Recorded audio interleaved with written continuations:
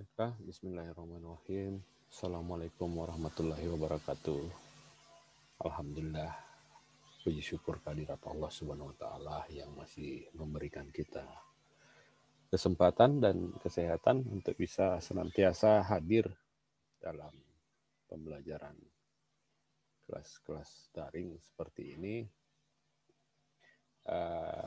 di mana kita kemudian akan belajar tentang filsafat hukum, ya, bagi mahasiswa S1 ya. Jadi ya ini kita senantiasa untuk berupaya mengembangkan kemampuan kita ya dengan menggunakan metode daring seperti ini karena kita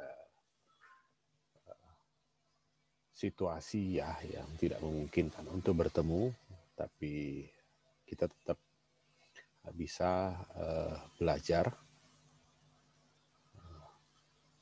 bisa terus mengembangkan kemampuan kita melalui media pembelajaran daring. Tentu kita tidak bisa melakukan hal ini kalau kita tidak dalam keadaan sehat dan tidak memiliki kesempatan ya. Itu minimal seperti itu ya.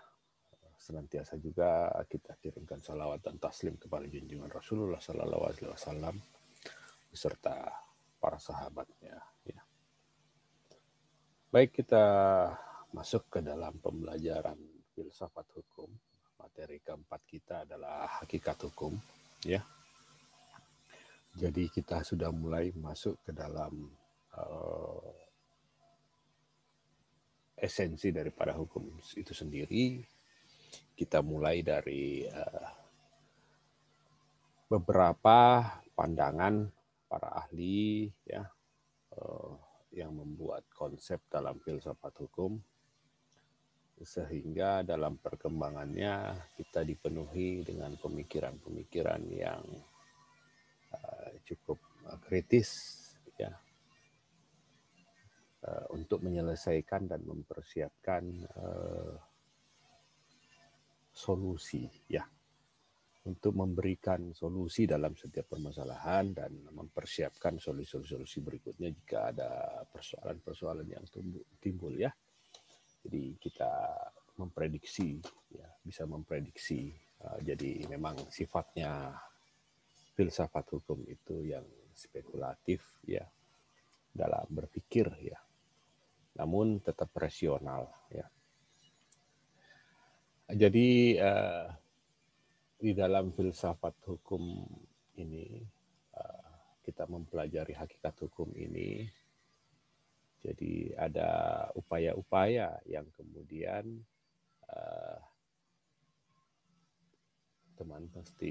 teman-teman mesti pahami bahwa dalam mempelajari filsafat hukum di bagian keempat ini kita tetapkan dulu apa yang kemudian menjadi target kita ya setelah mengetahui kita belajar filsafat hukum bagian keempat ini, apa sih yang ingin kita capai sebenarnya ya.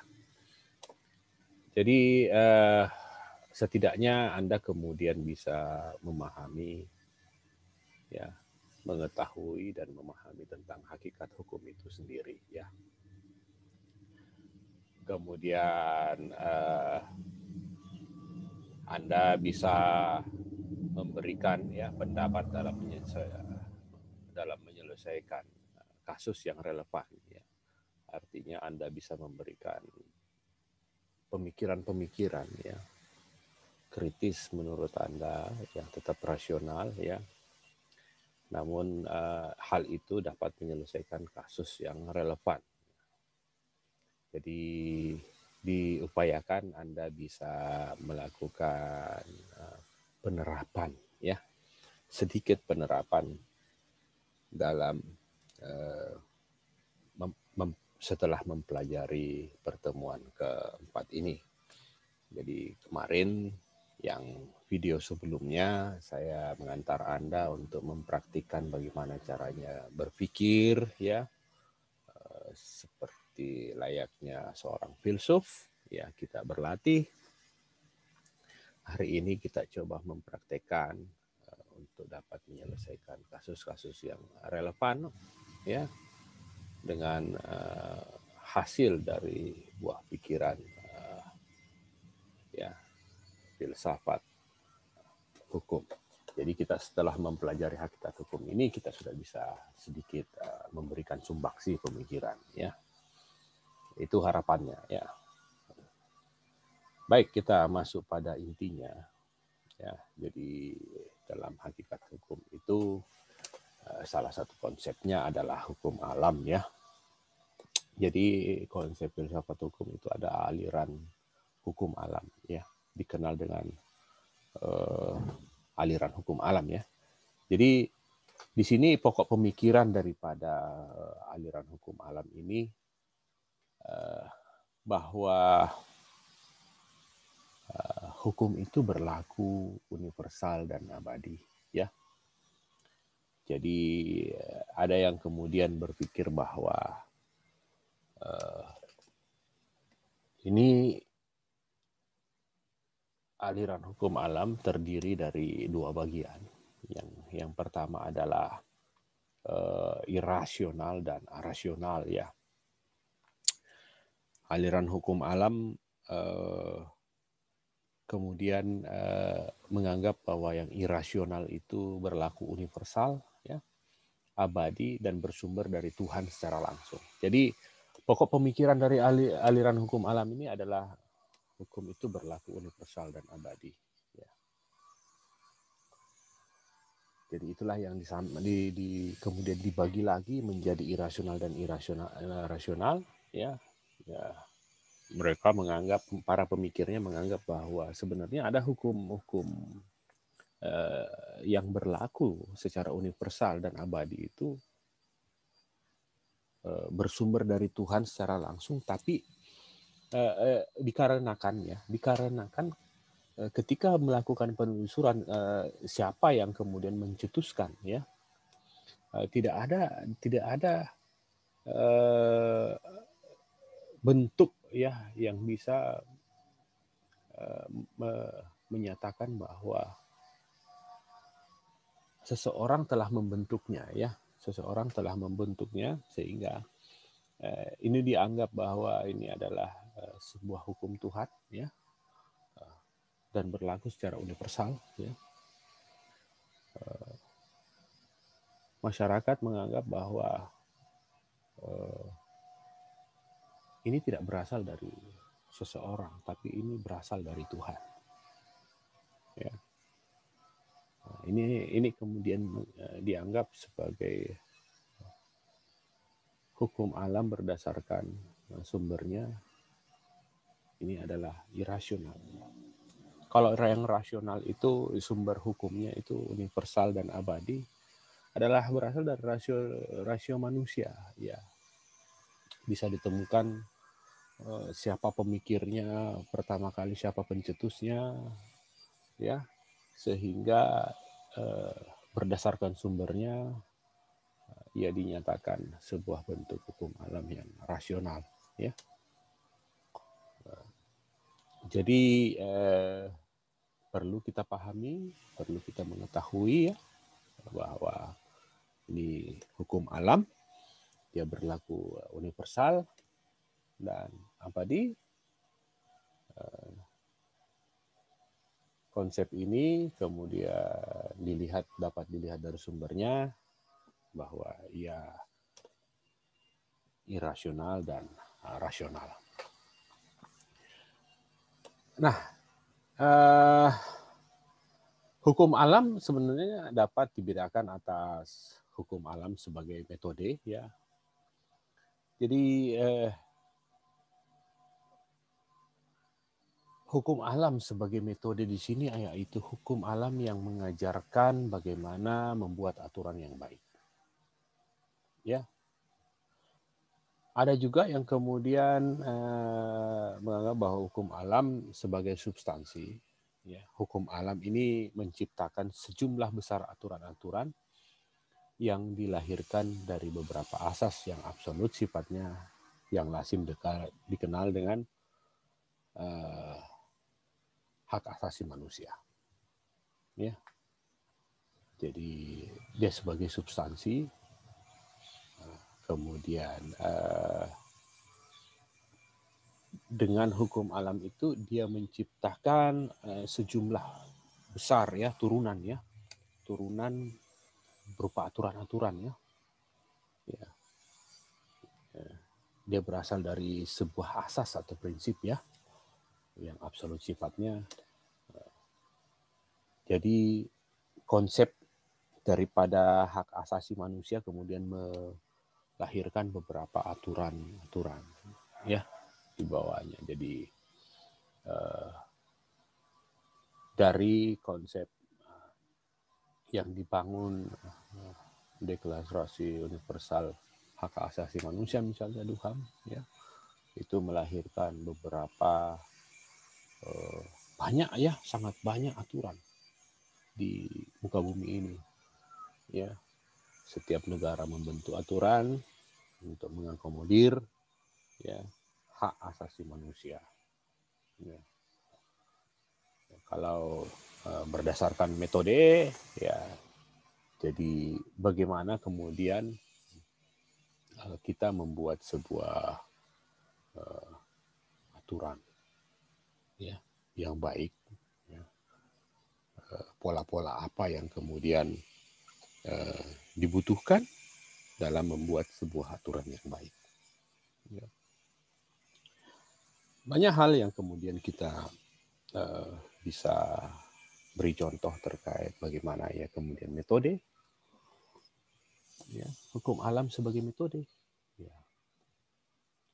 Jika kemudian kita tidak menggunakan prosedur-prosedur yang kemudian menjadi hasil ya, jika kita tidak menggunakan prosedur-prosedur dalam membuat sebuah aturan ya, yang mana prosedur itu telah dilakukan beberapa kali uji coba, evaluasi ya, sehingga memang benar-benar hingga saat ini ditemukan metode yang baik dalam membuat aturan. Jika kita kemudian tidak mengindahkan prosedur tersebut, ya mungkin saja aturan tersebut tidak baik. Ya. Bisa saja aturan itu tidak mengakomodir secara keseluruhan aspirasi masyarakat. Ya. Jadi kalau kita tidak menggunakan metode yang baik, maka tentu menurut hukum alam kita sulit untuk membuat sebuah aturan yang baik. Ia berlaku secara universal dan abadi. Ya. Kita bisa contohkan lagi lebih konkret. Kalau dalam sebuah masyarakat misalnya, kita membuat sebuah kebijakan sebagai seorang pemimpin masyarakat. Kalau kita tidak melakukan prosedurnya, ya, prosedur yang baik. Jadi kalau ada metodenya, ada cara-caranya dalam membentuk sebuah kebijakan di tengah masyarakat. Jika kita tidak melakukan hal-hal tersebut, maka tentu kebijakan-kebijakan itu tidak diindahkan oleh masyarakat karena dianggap sebuah aturan yang tidak baik. Ya, banyak hal yang kita bisa lihat di sekitar kita ketika pemerintah membentuk sebuah panitia pengadaan tanah, ya ada prosedur-prosedur bagaimana kemudian mengambil ya hak milik seseorang yang juga sebenarnya sih ada hak menguasai negara, mengatur, mengelola ya terhadap hak-hak ya atas tanah.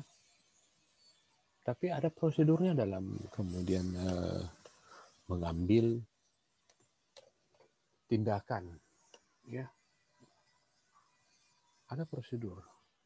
Kita tidak boleh kemudian mentang-mentang ada hak menguasai negara, kemudian hak milik diabaikan ya, peralihan hak milik itu diabaikan. prosedurnya, sehingga terkesan seperti merampas hak milik orang lain. Ya, padahal ada hak yang melekat di dalamnya, ya, hak milik orang lain. Mereka telah menjalankan hak dan kewajibannya, ya ini harus diapresiasi olehnya dalam peralihan tanah hak milik pribadi menjadi tanah untuk kepentingan umum. Perlu metode, ya, perlu metode dalam membuat sebuah kebijakan agar aturan itu, agar kebijakan itu bisa menjadi lebih baik. Nah, kalau ada salah satu ahli yang membagi beberapa bagian, ya, pemikir ya, atau seperti Thomas Aquinas, ya. Ia kemudian membagi 4 golongan tentang hakikat hukum, ya. Jadi landasan fundamental daripada hukum itu ia bagi dalam 4 golongan, yaitu lex eterna, ya, seperti tadi irasional, ya, merupakan rasio Tuhan sendiri yang mengatur segala hal dan merupakan sumber dari segala hukum.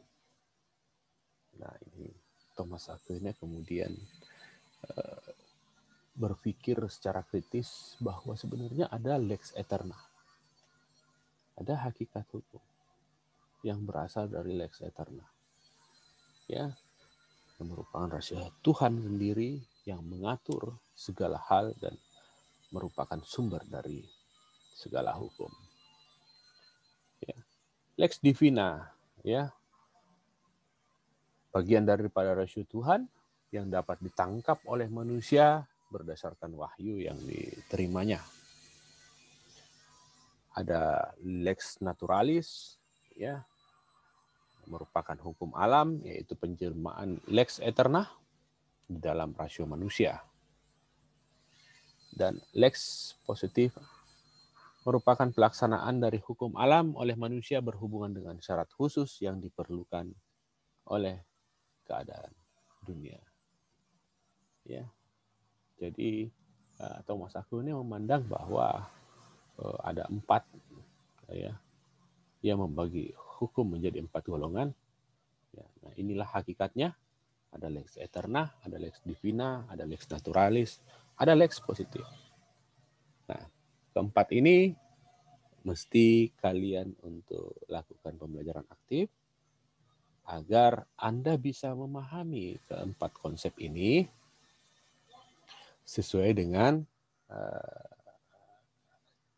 bagaimana Anda dapat memahami dengan mengetahui dan memahami dengan mudah tentang hakikat hukum ini. Ya, Anda baca-baca yang mana kemudian bisa memberikan inspirasi bagi Anda untuk mengetahui dan memahami terkait 4 golongan hukum ini. Ya. Jadi banyak kemudian literatur yang dapat kita baca, yang dapat membantu kita, teman-teman sekalian, dapat membantu kita untuk kita mudah memahami keempat golongan yang dimaksud oleh Thomas Aquinas ini. Ya. Jadi kalau Anda kemudian sulit memahami, ya, karena Anda belum mengetahui terkait 4 golongan ini, maka Anda boleh mencari literasi yang lain yang lebih mudah menjelaskan kepada Anda, tapi maksudnya sama dengan apa yang saya sampaikan kali ini. Sehingga setelah Anda mengetahui keempat golongan hukum itu, Anda mudah memahami. Ya, Anda mudah memahami sehingga nantinya kita semua bisa satu pandangan dalam sebuah forum misalnya, ya, atau satu dalam kelas ini, ya, di kelas-kelas berikutnya atau di pertemuan berikutnya kita bisa satu pandangan tentang sebuah konsep yang kita tunjuk atau yang kita kaji, ya. Jadi hukum alam itu kemudian ada juga yang bersumber dari rasio manusia yang merupakan pencetusan pikiran manusia. Apakah sebuah tingkah laku manusia itu dipandang baik atau buruk? Apakah tindakan manusia itu dapat diterima atau ditolak atas dasar kesusilaan alam? Ya. Jadi ini Hugo de Groot atau dikenal kaum Grotius, ya, dia salah satu pencetus pemikiran hukum alam yang rasional, ya. Jadi di sini kemudian ia melihat bahwa hukum alam itu bersumber dari rasio manusia yang merupakan pencetusan dari pikiran manusia apakah sesuatu tingkah laku itu baik atau buruk, ya. Jadi apakah tindakan manusia itu dapat diterima atau ditolak atas dasar kesusilaan alam? Ya. Nah, siapa sih yang kemudian kita bisa contohkan begini? Siapa sih yang kemudian bisa memberikan, ya, pernyataan bahwa kita menebang pohon di hutan, ya, kemudian kita tidak menanam kembali, atau kita menebang pohon secara membabi buta di hutan, kemudian kita mengabaikan makhluk hidup lainnya yang membutuhkan adanya hutan. Siapa sih yang kemudian bisa membuat pernyataan bahwa konsep seperti itu adalah sebuah tingkah laku yang baik? Ya tentu secara universal, ya, masyarakat akan menyatakan, masyarakat dunia akan menyatakan kita semua berkepentingan untuk tetap lestarinya alam, karena misalnya berhasil dengan Indonesia adalah paru-paru dunia. Kita sangat memerlukan paru-paru dunia ini untuk penciptaan O2 dan sebagainya. Ya, tapi kalau hari ini kemudian ada yang melakukan penebangan pohon secara liar, kemudian ada illegal logging dan sebagainya, ya, dan menciptakan sebuah keadaan yang buruk, bisa membuat banjir dalam wilayah terdekatnya. Nah, ini memang ada orang yang kemudian melakukan pelanggaran-pelanggaran hukum, ya, bahkan kejahatan-kejahatan sehingga terjadinya tindakan-tindakan tersebut. Tentu itu adalah melanggar regulasi yang ada, ya. Tentu itu tidak patut untuk dikatakan sebuah tindakan yang baik. Jadi seperti itulah salah satu hukum alam yang menurut kaum Grotius, ya, bahwa rasio manusia itu merupakan pencetusan dari pikiran manusia. Apakah sesuatu tingkah laku manusia itu dipandang baik atau buruk? Jadi ada tokoh-tokoh yang menjadi pencetus aliran hukum alam ini. Ada Thomas Aquino, ya, ada Hugo de Grotius, ya, kemudian ada juga Immanuel Kant, ya.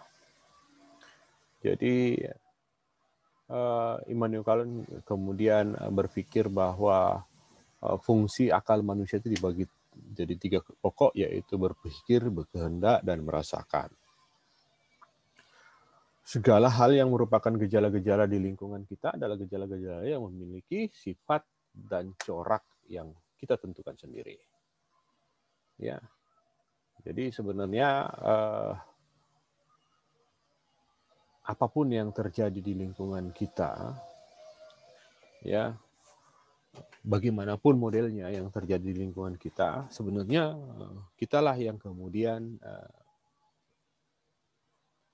yang berpikir sebelumnya, berkehendak, ya, kemudian melakukan tindakan-tindakan karena kehendak kita.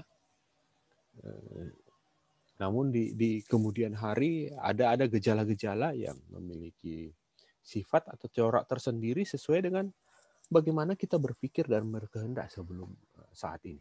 Ya. Kita berpikir dan berkehendak, tentu kita menjalankan kehendak kita menuju kepada kehendak kita melakukan tindakan-tindakan.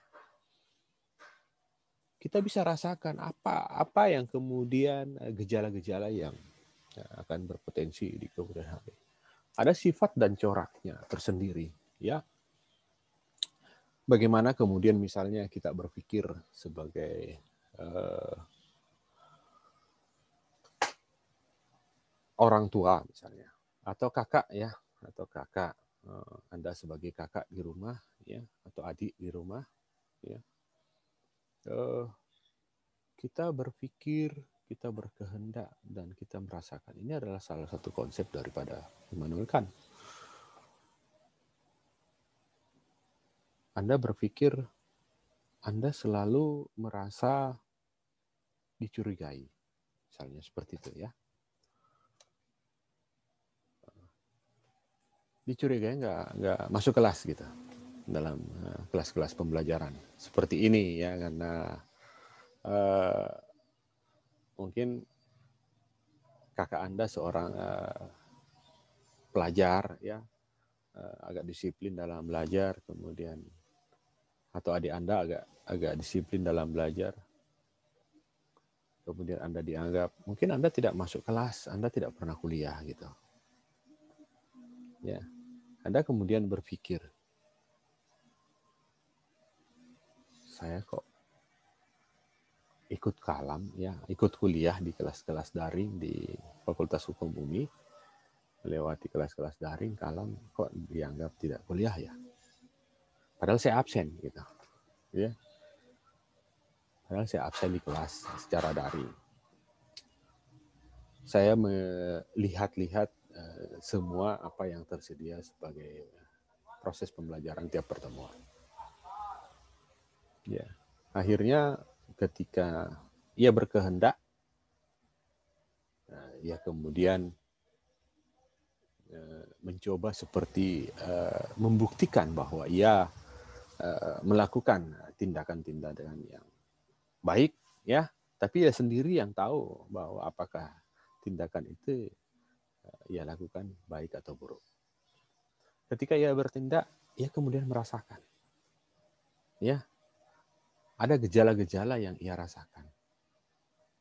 Ketika ia melakukan hal-hal yang baik, ya, memang benar-benar ikut masuk kelas, ikut belajar, dia berusaha aktif untuk belajar, memahami lebih jauh tentang kajian filsafat hukum, yang utamanya hakikat hukum yang kita pelajari hari ini. Ia kemudian membuktikan itu, dia bertindak, ya. Dari berpikirnya itu, dia bertindak, ia kemudian merasakan ada perbedaan, ada gejala-gejala yang kemudian ia dapat rasakan dari hasil berpikir dan bertindak yang ia telah lakukan. Ada gejala-gejala. Ia kemudian tidak lagi dianggap sebagai orang yang tidak patut untuk dipercaya bahwa ia melakukan kuliah secara daring dan secara maksimal. Ya, misal saja ketika ia berpikir, kok saya tidak dianggap seperti kuliah, ya, oleh orang tua, ya. Anda kemudian bertindak, kalau begitu saya harus lebih giat belajar. Mungkin tidak terlihat dari sikap saya, ya, tidak terlihat dari sikap saya yang mungkin sedikit-sedikit main, sedikit-sedikit keluar, pulang tengah malam dan sebagainya. Ya, ia kemudian bertindak. Ia belajar di kamar, ya, secara serius. buku, ia punya di sela-sela kesempatannya ia memaksimalkan waktunya untuk belajar. Akhirnya orang tuanya melihat, oh, anak saya belajar, mungkin dari petunjuk di kampusnya, sehingga ia belajar secara aktif. Sehingga ia lagi tidak mendapatkan pertanyaan-pertanyaan. Anak saya ini belajar atau tidak sih? Kuliah atau enggak sih? Nah, tapi ia kemudian mendapatkan, mulai merasakan perilaku-perilaku yang berbeda. Mungkin pagi-pagi ya sudah disiapkan sarapan ya oleh orang tua, diperhatikan dan sebagainya, ada ya seperti itu ya.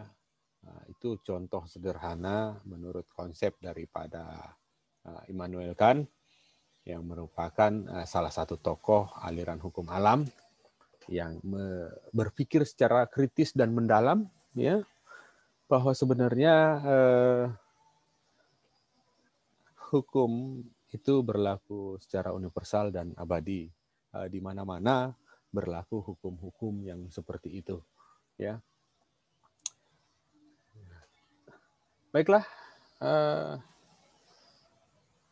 para peserta kelas yang filsafat hukum yang saya hormati, kita berikutnya pindah kepada metode pembelajaran lainnya secara daring. Silahkan tetap bergabung di kalam.umi.ac.id. Ya, kita lebih menggunakan metode yang lain dalam pembelajaran ini supaya benar-benar hasil yang ingin kita raih dari belajar filsafat hukum pertemuan ini betul-betul bisa kita raih ya. Kita menggunakan beberapa metode dalam pembelajaran ini. Silakan kembali bergabung di Kalam. Sampai ketemu dan assalamualaikum warahmatullahi wabarakatuh.